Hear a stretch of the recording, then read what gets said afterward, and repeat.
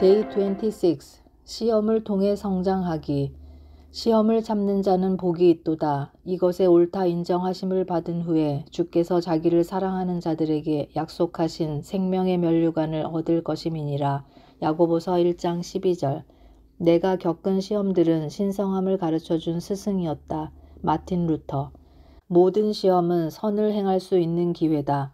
영적으로 성숙해가는 동안 모든 시험들이 잘못된 일을 할 만큼 옳은 일을 할 수도 있는 기회라는 것을 깨닫는다면 그것은 걸림돌보다는 성장의 발판이 된다. 시험은 선택의 기회를 준다. 사탄은 우리를 파괴하는 중요한 도구로 시험을 사용하는 반면에 하나님은 그것을 우리를 성장시키는 데 사용하고 싶어 하신다. 우리가 죄를 짓는 대신 선을 행하기로 선택할 때마다 우리는 그리스도를 닮아 더욱 자라게 된다. 그것을 이해하기 위해서 우리는 예수님의 성품의 특성들을 이해해야 한다. 그분의 성품을 가장 집약적으로 나타내주는 것은 바로 성령의 열매다. 오직 성령의 열매는 사랑과 희락과 화평과 오래 참음과 자비와 양선과 충성과 온유와 절제니 이 같은 것을 금지할 법이 없느니라. 갈라디아서 5장 22절에서 23절. 이 9가지 특성들은 확장된 대계명이고 예수 그리스도에 대한 아름다운 묘사다. 예수님은 완벽한 사랑, 기쁨, 평안, 인내이시고 그 외의 한 사람이 갖출 수 있는 모든 특성을 갖추셨다. 성령의 열매를 맺는다는 것은 그리스도를 닮는다는 것이다. 그러면 성령은 우리의 삶에서 이 9가지 열매들을 어떻게 만드시는가? 즉석에서 만들어내시는가? 자고 나면 밤새 우리 안에 이 열매들이 가득하게 되는가? 아니다. 열매는 천천히 자라고 익어간다. 다음 문장은 우리가 배우게 될 가장 중요한 영적인 진리 가운데 하나다. 하나님은 우리가 시험을 당하고 성령의 열매와 정반대의 특성을 드러낼 수 있는 상황을 경험하게 하심으로 우리의 삶 속에서 성령의 열매를 맺게 하신다. 인격이 자라는 것은 항상 선택과 관련이 있고 시험이 바로 그 기회를 제공한다. 예를 들어 하나님은 사랑스럽지 않은 사람들을 주위에 두셔서 우리에게 사랑을 가르치신다. 사랑할 만하고 우리를 사랑하는 사람들을 사랑하는 것은 성품과 무관하다. 하나님은 우리가 슬픔 속에서 하나님을 찾을 때 진정한 기쁨을 가르쳐 주신다. 행복은 외부적인 상황에 달려있지만 기쁨은 하나님과의 관계에 바탕을 둔다. 하나님은 우리의 계획대로 일이 진행되지 않고 혼란스럽고 당황스러운 상황을 경험하게 하심으로 우리 안에 진정한 평안을 허락하신다. 누구든지 아름다운 일몰을 보면서 혹은 휴가를 즐기면서 평안을 누릴 수 있다. 우리는 걱정과 두려움으로 시험당하는 상황 속에서 하나님을 신뢰하기로 선택함으로써 진정한 평안을 배운다. 이와 마찬가지로 기다려야만 하는 압박을 당하고 분노와 조급함의 시험이 있는 상황 속에서 인내심을 기르게 된다. 하나님은 우리가 선택하게 하시려고 각 열매에 대해 정반대의 상황을 사용하신다. 만일 한 번도 시험을 받아보지 못했다면 선하다고 주장할 수 없다. 신실하지 못할 기회가 없었다면 신실하다고 주장할 수 없다. 정직함은 거짓을 말하게 하는 시험을 이김으로써 만들어지고 겸손함은 우리가 자만하지 않으려 할 때 자라나며 인내심은 포기하려는 시험을 이겨낼 때마다 강해진다. 시험을 이길 때마다 우리는 더욱 예수님을 닮아가는 것이다. 시험은 어떻게 다가오는가?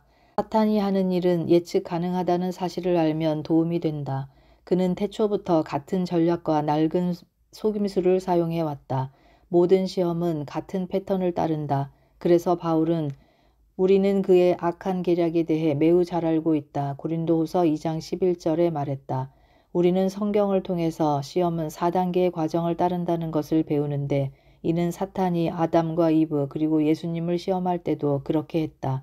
첫 단계는 사탄은 우리 안에서 욕구를 일으킨다. 그것은 복수하는 것이나 다른 사람을 통제하려는 것과 같은 죄악된 욕구일 수도 있고 사랑, 명예, 그리고 즐거움을 누리려는 욕구와 같이 정당하고 정상적인 것일 수도 있다. 시험은 사탄이 우리에게 악한 욕구를 충족시키려 하거나 정당한 욕구를 잘못된 방법으로 잘못된 순간에 충족하라고 제안할 때부터 시작된다. 지름길을 조심하라. 그것은 유혹일 수 있다. 사탄은 속삭인다. 너는 그것을 받을 자격이 있어. 재미있고 위로를 주고 너를 더 기쁘게 해줄 거야. 우리는 시험이 우리 주위에 놓여 있다고 생각하지만 하나님은 우리 안에서 시작된다고 말씀하신다. 만일 우리에게 내적인 욕구가 없다면 시험이 우리의 관심을 끌 수 없다. 시험은 항상 상황이 아닌 우리의 마음에서 일어난다. 예수님은 이렇게 말씀하셨다. 속에서 곧 사람의 마음에서 나오는 것은 악한 생각, 곧 음란과 도적질과 살인과 간음과 탐욕과 악독과 속임과 음탕과 흘기는 눈과 회방과 교만과 광패니 이 모든 악한 것이 다 속에서 나와서 사람을 더럽게 하느니라. 마가복음 7장 21절에서 23절. 야고보는 우리에게 말한다. 너희 안에 악의 군대가 욕망을 가지고 있다. 야고보서 4장 1절. 두 번째 단계는 의심이다. 사탄은 우리가 하나님이 죄에 대해서 하신 말씀을 의심하게 하려고 온갖 애를 쓴다. 그것이 정말 잘못된 것일까? 정말 하나님이 그것을 하지 말라고 하셨나? 하나님은 다른 누군가에게 또 어떤 시기에만 이것을 금지하려 하신 것은 아닐까? 하나님은 우리가 행복하길 바라시지 않는가? 성경은 이렇게 경고한다. 형제들아 너희가 삼가 혹 너희 중에 누가 믿지 아니하는 악심을 품고 살아계신 하나님에게서 떨어질까 염려할 것이요. 히브리서 3장 12절. 세 번째 단계는 거짓이다. 사탄은 진실을 말할 능력이 없으며 거짓의 아비라 불린다. 요한복음 8장 44절. 그가 우리에게 어떤 말을 하든지 그 말은 진리가 아니거나 반만 진실이다. 사탄은 자신의 거짓말로 하나님이 이미 말씀하신 것들을 대체하게 한다. 사탄은 이렇게 말한다. 너희는 죽지 않을 것이다. 하나님처럼 더 현명해질 것이다. 아무도 모르게 넘어갈 수 있다. 너희의 문제는 해결될 것이다. 그리고 모두 다 그렇게 하고 있다. 그저 작은 죄일 뿐이다. 하지만 작은 죄는 임신 초기와 같다. 결국 그 모습은 드러나게 될 것이다. 네 번째 단계는 불순종이다. 결국 우리는 머릿속에서 하던 생각들을 실천에 옮길 것이다. 처음에는 그저 생각이었던 것이 행동이 되는 것이다. 우리의 관심을 끈 그 무엇에 넘어간 것이다. 우리는 사탄의 거짓을 믿고 야고보가 경고했던 덫에 걸린 것이다. 오직 각 사람이 시험을 받는 것은 자기 욕심에 끌려 미혹됨이니 욕심이 잉태한즉 죄를 낳고 죄가 장성한즉 사망을 낳느니라. 내 사랑하는 형제들아 속지 말라. 야고보서 1장 14절에서 16절. 시험을 이기기. 시험이 어떻게 다가오는지를 아는 것은 그 자체로 도움이 된다. 하지만 시험을 이겨내기 위해 취해야 할 몇 가지 구체적인 단계들이 있다. 두려워하지 말라. 많은 크리스천들은 그들이 시험을 넘어서지 못한다는 것에 죄의식을 느끼고 시험을 받는다는 생각에 두려워하며 의기소침해한다. 그들은 단지 시험을 받는다는 것만으로도 부끄러워한다. 이것은 성숙함에 대한 오해다. 우리는 절대로 시험에서 벗어날 수 없다. 어떤 면에서 우리는 시험을 칭찬으로 여길 수 있다. 사탄은 그의 악한 뜻에 따르는 사람들은 시험하지 않는다. 그들은 이미 그의 것이기 때문이다. 우리가 시험을 받는 것은 우리가 약하거나 세상적이어서가 아니라 사탄이 우리를 싫어하기 때문이다. 또한 시험은 타락한 세상에 살고 있는 인간으로서 당연히 경험하는 것이다. 그것으로 인해 놀라거나 충격을 받거나 낙담하지 말라. 시험을 피할 수 없다는 사실을 현실적으로 받아들이라. 우리는 절대 시험을 피할 수 없다. 성경은 너희가 시험을 받을 때라고 말한다. 만일 너희가 시험을 받으면이 아니다. 사람이 감당할 시험 밖에는 너희에게 당한 것이 없나니 오직 하나님은 미쁘사 너희가 감당치 못할 시험 당함을 허락지 아니하시고 시험 당할 즈음에 또한 피할 길을 내사 너희로 능히 감당하게 하시느니라. 고린도전서 10장 13절. 시험을 받는 것은 죄가 아니다. 예수님도 시험을 받으셨지만 죄를 짓지 않으셨다. 히브리 4장 15절. 그 시험에 넘어가지 않는 한 죄가 아니다. 이것은 선택의 문제다. 마틴 루터는 말했다. 새가 당신 머리 위로 날아가는 것을 막을 수는 없지만 당신 머리 위에 둥지를 트는 것은 막을 수 있다. 사탄이 우리에게 여러 가지 생각을 하게 하는 것은 막을 수 없지만 그 생각들에 안주하지 않고 그 생각을 행동으로 옮기지 않도록 선택할 수는 있다. 예를 들어 많은 사람들은 성적인 매력 혹은 성적인 자극과 욕망의 차이를 모른다. 그것들은 결코 같지 않다. 하나님은 우리 모두를 성적인 존재로 만드셨다. 매력과 자극은 하나님이 인간의 신체적인 아름다움에 자연스럽고 순간적으로 반응하도록 주신 것이지만 욕망은 고의적으로 의지에 따라 행동하는 것이다. 욕망은 우리의 몸을 통해 하고자 하는 것을 의식적으로 머릿속에서 행하는 선택이다. 여성에 대해 욕망으로 죄를 짓지 않고도 성적으로 매력을 느끼거나 자극을 받을 수도 있다. 많은 사람들, 특히 많은 크리스천 남성들은 하나님이 주신 호르몬이 활동하는 것에 대해 죄의식을 느낀다. 매력적인 여성에 대해 자동적으로 반응할 때 그것을 욕망을 품는 것이라 생각하고 죄의식을 느끼며 스스로를 비난한다. 하지만 그것에 푹 빠지기 전까지는 매력을 느끼는 것 자체가 욕망은 아니다. 사실 하나님과 더 가까워질수록 사탄은 우리를 더 시험할 것이다. 우리가 하나님의 자녀가 되는 순간 사탄은 폭력배와 살인범을 고용하듯 우리를 해치기 위해 계약서를 쓴다. 우리는 그의 적이고 그는 우리의 타락을 구상한다.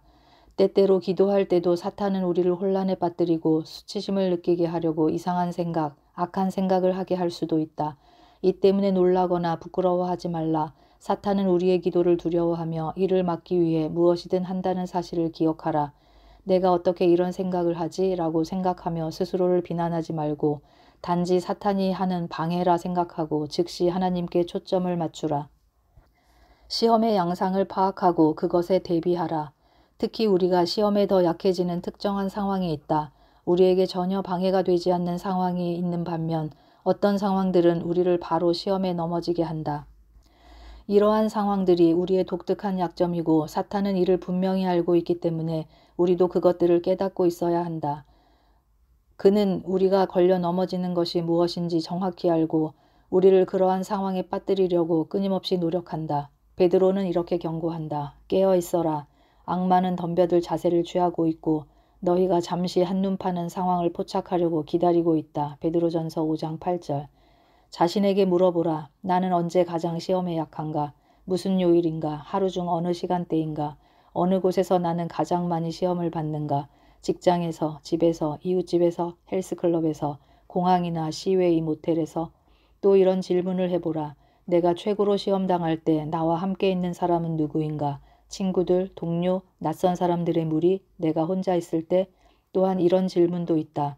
나를 가장 시험에 들게 하는 상황은 무엇인가? 지치거나 외롭거나 지루하거나 우울하거나 혹은 스트레스를 받을 때일 수 있다. 아니면 상처를 받았거나 분노하거나 걱정하거나 혹은 큰 성공을 거두었거나 영적으로 충만한 후일 수도 있다. 우리가 받는 시험의 양상을 파악하고 그러한 상황을 가능한 한 피할 준비를 해야 한다. 성경은 계속해서 예측하고 시험에 직면할 준비를 하라고 말한다. 바울은 마귀로 틈을 타지 못하게 하라. 에베소서 4장 27절에 말한다. 현명하게 계획을 세우면 시험에 덜 부딪힐 수 있다. 잠언의 충고를 따르라.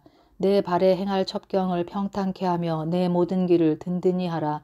우편으로나 좌편으로나 치우치지 말고 내 발을 악에서 떠나게 하라. 잠언 4장 26절에서 27절.